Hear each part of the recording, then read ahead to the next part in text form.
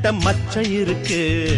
காக்கி சட்டை போட்ட மச்சான் களவு செய்ய கண்ணம் வச்சான்.